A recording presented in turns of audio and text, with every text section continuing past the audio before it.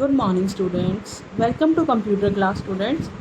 Today we are going to do lesson number 2, memory and storage of computer. So, students, open page number 14. In this chapter we will learn about memory. Memory के बारे में पता करेंगे कितने तरह की memory होती है. There are 2 types of memory और आगे उनके कितने पार्ट्स होते हैं हम उसके बारे में रीड करेंगे. So students, start reading with me. Open page number 14. So let's start reading. Computer is a wonderful invention of a human. Computer बहुत ही वंडरफुल इन्वेंशन है ह्यूमंस की. ह्यूमन ने इसे इन्वेंट करा है. It has many advantages such as fast speed. इसकी बहुत सारी एडवांटेजेस हैं जैसे कि फास्ट स्पीड. आपको पता है कंप्यूटर कितना फास्ट है. हाई स्टोरेज कैपेसिटी, बहुत ही ज़्यादा स्टोरेज हो सकती है इसमें, मतलब स्टोर कर सकते हैं हम अपना data and information. And does not forget the instruction, और कोई भी इंस्ट्रक्शन भूलता नहीं है जो उसको एक बारी दी जाए. A computer store all it's data and instruction in its storage space. जो कंप्यूटर है वो अपना सारा डाटा और इंस्ट्रक्शन कहाँ स्टोर करता है? स्टोरेज स्पेस में, which is known as memory, जिसे हम मेमरी कहते हैं. जो भी कंप्यूटर अपना डाटा इंस्ट्रक्शन जो भी स्टोर करता है वो स्टोरेज स्पेस क्या कहलाता है? Memory. The computer memory consist of many storage location that have unique address. जो कंप्यूटर मेमोरी है उसमें बहुत सारे स्टोरेज लोकेशंस हैं, जैसे उन सब का यूनिक एड्रेस है. कंप्यूटर में बहुत सारे स्टोरेज लोकेशंस होती हैं और उन सब का एक अपना एड्रेस होता है.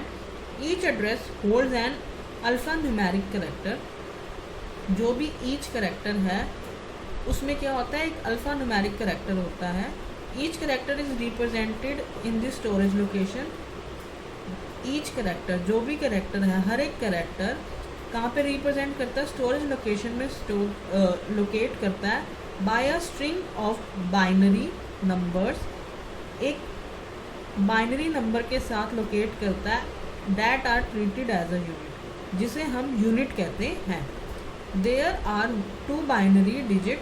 उसमें 2 बाइनरी डिजिट होते हैं. एग्जाम्पल जैसे कि 0 and 1, also known as a bit. और इसे हम बाइनरी को और भी क्या कहते हैं? बिट कहते हैं. A set of 8 bits. 8 bits का सेट क्या बनता है? बाइट्स. क्या बनता है? बाइट बनता है. Byte is a unit of measurement of computer memory. जो बाइट है एक यूनिट है मेजरमेंट का कंप्यूटर की मेमोरी में. 8 bits is equal to 1 byte. 1024 bytes is equal to 1 kilo bytes. 1 KB बोलते हैं ना, इतनी हैवी फाइल है 1 KB की बन गई है. 1024 KB is equal to mega bite, मतलब 1 MB की बन गई है. This is called alpha numeric characters. ये क्या है? बाइट्स हैं सारे. ये मेमोरी और स्टोरेज का एक करेक्टर होता है. Now the computer memory is of 2 types. Computer memory 2 types की होती है. मेमोरी इंटरनल और प्राइमरी मेमोरी. जो कंप्यूटर के अंदर ही होती है उसे इंटरनल और प्राइमरी मेमोरी कहते हैं, जैसे कि रैम एंड रोम. मेमोरी आगे 2 पार्ट्स हैं मेमोरी के. फर्स्ट है इंटरनल एंड प्राइमरी मेमोरी और सेकंड है external and secondary memory. Internal memory में RAM and ROM, they are 2 parts. External secondary memory में CD, DVD, hard disk, flash disk ये होते हैं. इंटरनल मेमोरी जो होती है वो कंप्यूटर के अंदर ही होती है, और एक्सटर्नल मेमोरी जो हम एक्स्ट्रा मेमोरी यूज़ करते हैं कंप्यूटर के साथ. Firstly we will read about internal memory. Every computer comes with a certain amount of internal memory. हर एक कंप्यूटर में एक सर्टन अमाउंट की इंटरनल मेमोरी होती है, usually refer to as the main memory, जिसे हम मेन मेमोरी कहते हैं. जैसे आपके फ़ोन की एक मेन मेमोरी होती है, ऐसे कंप्यूटर की भी एक मेन मेमोरी होती है. It is the memory that is in the form of silicon chips. ये मेमोरी सिलिकॉन चिप्स की फॉर्म में होती है. Fix to the electronic circuit. Electronic circuit के साथ फिक्स होती है बोर्ड पे, जिसे हम क्या कहते हैं? Motherboard. It is also a primary memory. इसे हम प्राइमरी मेमोरी भी कहते हैं. इंटरनल मेमोरी को हम प्राइमरी मेमोरी भी कहते हैं. It is of 2 type. आगे इसके 2 टाइप्स हैं. फर्स्ट है रैम. रैम की फुल फॉर्म क्या है? Random access memory. Random access memory is called RAM. Random access memory stores the information temporarily and works like a blackboard that is constantly overwritten with new data. जो RAM है, random access memory है, वो temporary basis पे एक information को store करती है। और कैसे काम करती है, जैसे आपने ब्लैक बोर्ड देखा ना स्कूल में, ब्लैक बोर्ड पे हम एक बार ही लिखते हैं कुछ, फिर उसको इरेज करके फिर लिखते हैं, फिर उसको इरेज करते हैं, तो कॉन्टीन्यूसली नया डाटा रैंडम एक्सेस मेमोरी में लिखा जाता है। The information stored in memory is lost. Random access memory में, रैम में जो भी इंफॉर्मेशन स्टोर करी जाती है वो लॉस्ट हो जाती है, गुम हो जाती है। When U turn off the computer और पावर गोज ऑफ, या तो हम कंप्यूटर जब बंद कर देते हैं या फिर लाइट चली जाती है, पावर चली जाती है, कंप्यूटर बंद हो जाता है, तो जो भी इसमें स्टोरेज इंफॉर्मेशन होती है वो डिलीट हो जाती है अपने आप ही। It is why it is non as volatile memory, इसलिए हम इसे वोलेटाइल मेमोरी भी कहते हैं। वोलेटाइल मीन्स कि जो फटाफट मेमोरी डिलीट हो जाती है, जैसे ही लाइट गई, कंप्यूटर ऑफ हुआ या कुछ भी हुआ, वो इन्फॉर्मेशन और वो इंस्ट्रक्शंस जो भी रैंडम एक्सेस मेमोरी में होती हैं वो फट से डिलीट हो जाती हैं। वोलेटाइल मतलब जो फट से चेंज हो जाती है। इसका एक एग्जांपल दिया हुआ है, in calculator the information exist till the calculator is on. Calculator में इंफॉर्मेशन तब तक ही होती है जब तक कैलकुलेटर ऑन होता है। The moment U turn off the calculator, जैसे ही आप कैलकुलेटर बंद कर देते हो तो उसका सारा डाटा डिसअपियर हो जाता है।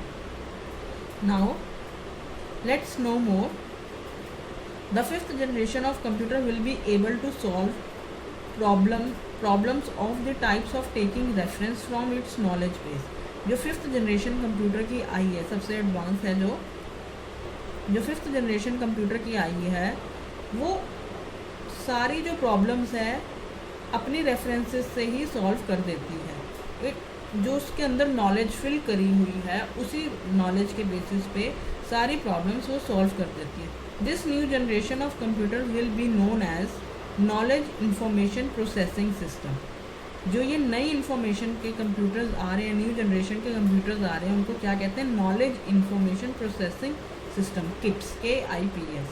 K for knowledge, I for information processing, P for processing and S for system. So students, RAM कैसे दिखती है? ऐसे दिखती है। ये मदरबोर्ड होता है कंप्यूटर का, इसे हम रैम कहते हैं। Now read only memory, ROM. एक था रैम, रैंडम एक्सेस मेमोरी, अब है read only memory, ROM. These are the parts of internal memory. Read-only memory refers to the memory chips containing instructions that tell the computer what to do.